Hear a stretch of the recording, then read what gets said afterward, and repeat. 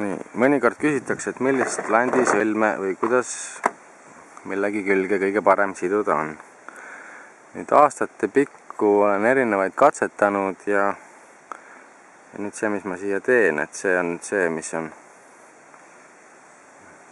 minul kõige paremini toiminud. Ehk et sellest lõksusilmusest ajame jõhvi ühe korra läbi,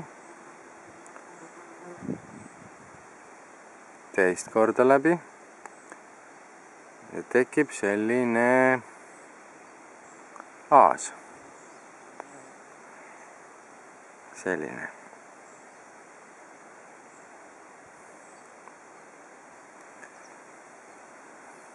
Ja ots on sinna pikk.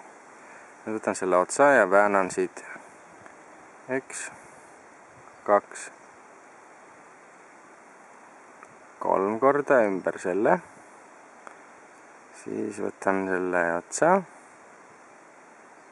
ja pistan siit nüüd nendest mõlemast pistan läbi. Niiviisi. Ja siis selle ülejäänud otsa nüüd võtan siit ja tõmban sellest aasast, mis nüüd jäi,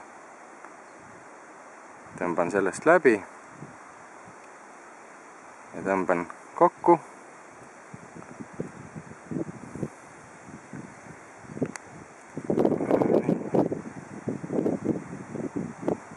Tekib selline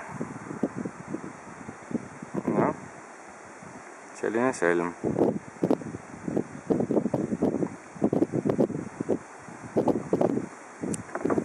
Siis lõikan jõhvi ära ja ongi olemas.